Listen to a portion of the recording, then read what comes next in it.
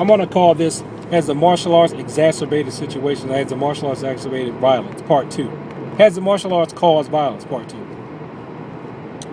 Okay, now where was I? Oh, I was talking about... Now, this one person is someone I know. And I saw her before I knew her. Personally. I saw her get hit by a car. Flung up into a gate. I mean, this was like something out of a cartoon. She got hit by a car. It threw her into a gate. She jumped up from off the ground in the gate, went into a stance, and was like Chun-Li on this dude. She pulled out the biggest can of Whip-A that I had seen up to that point. I mean, flowed like you would not believe. Just beautiful, beautiful kickboxing skills. You say that a man can't be beat by a woman. She is that 1% that can do it. She say she's scared of me. I'm scared of her. I'm sorry. And what makes it so bad is that she's very feminine. She don't look like, well, now that I know what to look for in people, now I've learned a lot more since then. Now that I know what to look at, I can kind of tell, looking at people now, if they can fight or not.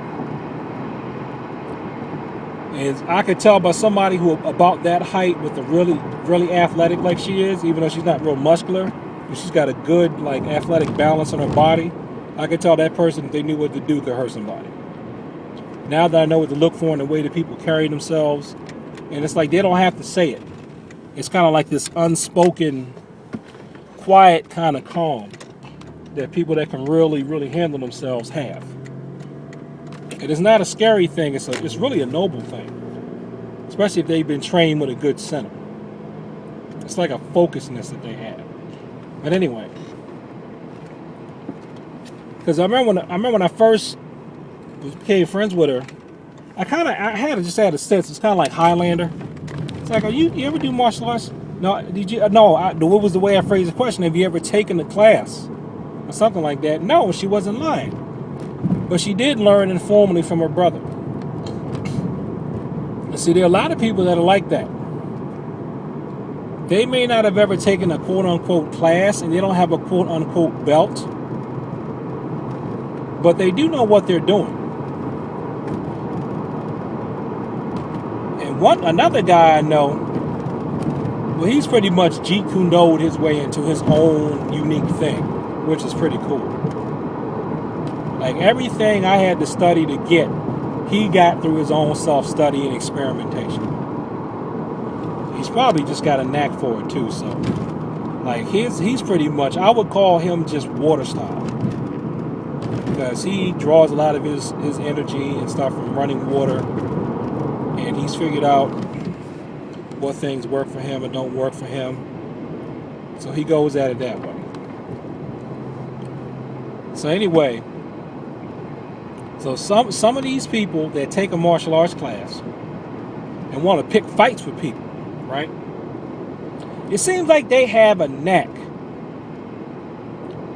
Some of them, they roll a bad draw of the karma dice and pick somebody like that, and they get hurt.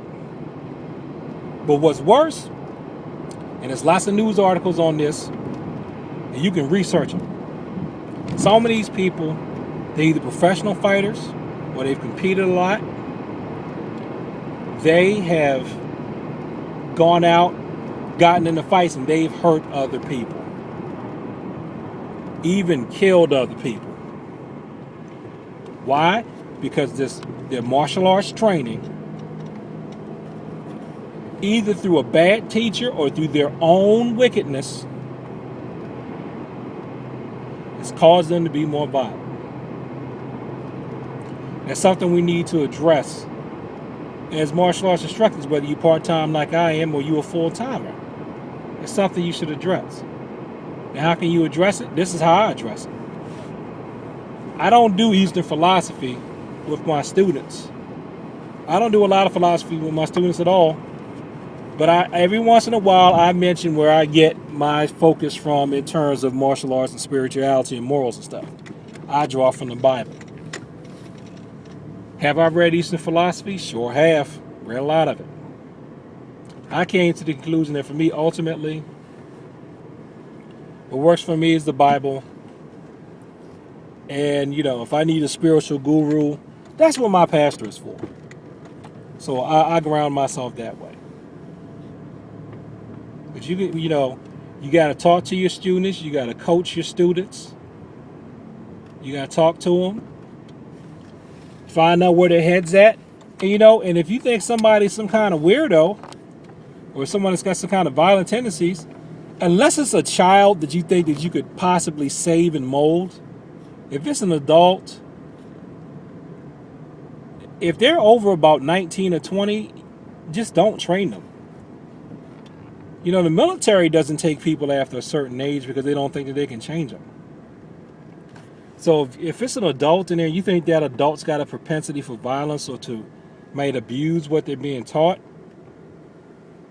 if at all possible, you shouldn't teach that person. But one thing, and I think I've said this in other videos too, and the guy who does Freddie Modern Kung Fu, alluded to it, because I know I had mentioned it in an email that I sent them, or message. But if you make people do forms, I don't know what it is about forms. Maybe it's just because it takes so much patience and higher brain function.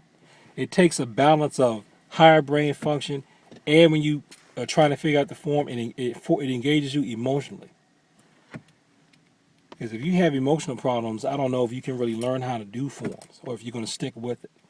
But if you put forms in your system, and you don't just focus on sparring, but you make them have to learn forms, kata, tools, pumse. I don't care what it is. And don't tell me grappling doesn't have forms, because judo has forms, and all BJJ would have to do is incorporate judo's forms. Because BJJ comes from judo, and you would still be grappling. Matter of fact, what is that called? Katami no kata, because I have a judo black belt too. Katami no kata is a groundwork kata that BJJ could use, and all those moves in there. So BJJ people, don't think that there's no way you can learn forms, because you can implement forms. Judo has them. Just take it from judo. Or you can invent your own. I'm sure there are pending sequences that your coach teaches you. Anyway, if you require forms from people, I have noticed that the people that got a problem with violence, they don't stick around. They don't stick around. That is a way to do it that is non-religious. If you had to see where I teach, I know practically everybody that comes in there is Christian, but everybody is not. So I don't want to feel like I'm imposing my beliefs on them per se, because that wouldn't be fair. But the student creed and things do come from the Bible, and because I think so far we just had Christians and Muslims in the class, and both groups use some parts of the Bible, so it's been okay. Anyway, it's just a student creed. And I just tell them that's where I get my base from. You're going to have to find some kind of way to get your own. So if we don't want martial arts causing violence when we're teaching people, they got to have some kind of spiritual and moral framework that goes along with it. If you just teaching people to fight,